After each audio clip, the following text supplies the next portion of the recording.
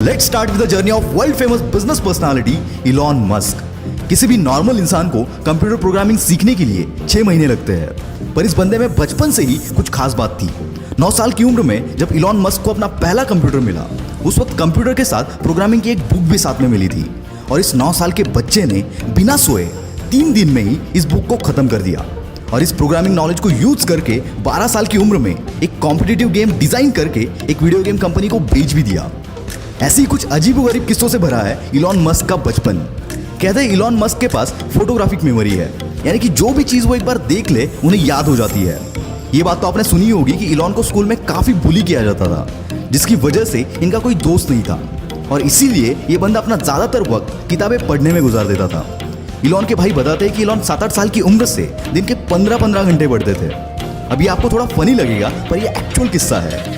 बचपन में किसी से भी बात करते करते ये बंदा अपनी सोच में गुम हो जाता था। इसकी वजह से शुरुआत में इनके पेरेंट्स को लगा कि इलॉन ठीक से सुन नहीं पा रहे और इसीलिए इनके कान का ऑपरेशन भी करवाया गया, पर ऑपरेशन के बाद भी कुछ फर्क नहीं पड़ा।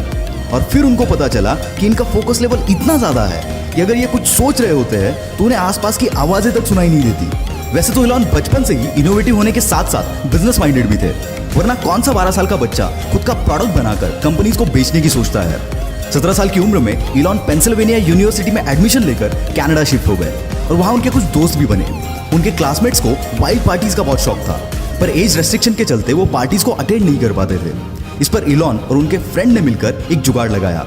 उन्होंने एक ऐसा घर रेंट पर कर लिया जहां पर वो वाइल्ड पार्टीज अरेंज कर सकते थे और पार्टी में पर पर्सन $5 की एंट्री फीस चार्ज करते थे।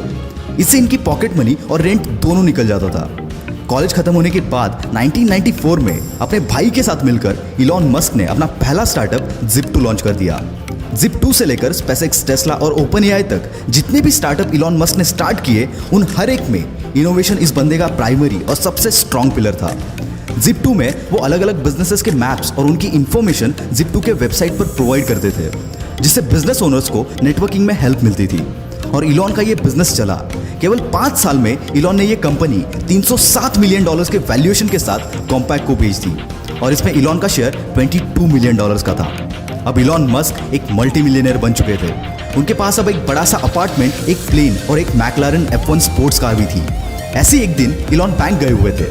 वहां उन्होंने देखा कि लंबी लंबी लाइनें लगी हुई थी और यही जन्म हुआ X.com का। इलॉन की यह कंपनी ऑनलाइन ट्रांजैक्शन केवल एक ईमेल के थ्रू प्रोवाइड करती थी। शुरुआत में तो लोग भरोसा करने के लिए कतराते थे, पर बाद में रैपिडली इनकी अच्छी खासी ग्रोथ हुई और आगे चलकर X.com पेपाल बनी। 2002 में eBay ने पेपाल को $1.5 बिलियन के वैल्यूएशन के साथ खरीद लिया। इसमें इलॉन मस्क सबसे हाईएस्ट यानी कि 11.7% के स्टेक होल्डर थे। उसके बदले उन्हें $165 मिलियन मिले और पेपाल के इसी डील के बाद जन्म हुआ पेपाल माफिया का। मतलब ये कि इसमें जितने भी शेयर होल्डर्स थे, उन्होंने पेपाल बेचने के बाद खुद की बड़ी बड़ी कंपनीज बनाई, जिसमें यूट्यूब, लिंक्डइन, SpaceX, टेस्ला, कीवा जैसे बड़े बड़े ब्रांड शामिल है। पेपाल के बाद इलॉन मस्क के पास काफी पैसे आ चुके थे।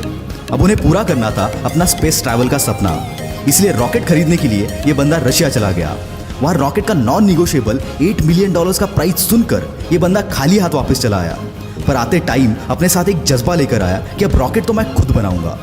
पर किसी भी चीज को जीरो से शुरू करना इतना आसान नहीं होता, कई बार हार का सामना भी करना पड़ता है। पर इस बंदे ने किताबें पढ़कर एक्सपेरिमेंट कर करके रॉकेट को बनाना चालू किया। साथ ही इलेक्ट्रिक कार बनाने वाली कंपनी टेस्ला में भी इन्वेस्ट किया, पर इतनी कोशिशों के बावजूद नाकामयाबी बंदे का पीछा छोड़ने को तैयार नहीं थी। एक के बाद एक रॉकेट्स के टेस्टिंग फेल हो रहे थे। यहाँ टेस्ला भी फंडिंग ना मिलने की वजह से डूबने की कगार पर थी। एक समय तो ऐसा भी आया जब इस बंदे के पास आखिरी $40 मिलियन बचे थे और दोनों भी कंपनीज डूबने की कगार पर थी। इनके सामने 2 ऑप्शन थे, SpaceX में सारा पैसा लगाकर टेस्ला को डूबने दो या फिर दोनों में आधा आधा पैसा लगाकर दोनों को डूबने दो। और ऐसी सिचुएशन में इस बंदे ने दूसरा रास्ता चुना और फॉर्चुनेटली इनका चौथा रॉकेट चल पड़ा और साथ ही साथ इनकी किस्मत भी। SpaceX की कामयाबी देखकर नासा ने इनको $1.5 बिलियन का कॉन्ट्रैक्ट दिया, जिसने इनकी डूबती नैया पार करा दी। SpaceX और टेस्ला के साथ साथ इलॉन मस्क की कई सारी कंपनीज हैं जो कि इनोवेटिव कंपनीज हैं, जिसमें द बोरिंग कंपनी जो कि ट्रैफिक कम करने के लिए कई सारी जगहों पर वर्ल्ड क्लास टनल बना रही है। हाइपरलूप 1 जो कि एक नए तरीके का ग्राउंड ट्रांसपोर्ट है, जिसके जरिए हम 700 माइल्स का डिस्टेंस 1 घंटे में कवर कर सकते हैं। न्यूरालिंक जो कि एक अपाहिज इंसानों के लिए ब्रेन मशीन तैयार कर रही है, इसके चलते वो नॉर्मल इंसानों जैसे सारी चीजें कर पाएंगे। Open AI. ये कंपनी आर्टिफिशियल इंटेलिजेंस पर रिसर्च कर रही है। साथ ही इलॉन मस्क स्टारलिंक नाम के एक प्रोजेक्ट पर काम कर रहे हैं, जिसके चलते वो 12,000 सैटेलाइट स्पेस में भेजेंगे, जो कि अर्थ की ऑर्बिट में एक स्टार जैसी चेन बनाएंगे। और इसी स्टारलिंक के जरिए पूरी दुनिया में हर जगह इंटरनेट प्रोवाइड किया जाएगा। दोस्तों, जहां पर किसी भी नॉर्मल बंदे की सोच खत्म हो जाती है, वहां इस बंदे की सोच शुरू होती है। और यही बात इन्हें इलॉन मस्क से द इलॉन मस्क बनाती है।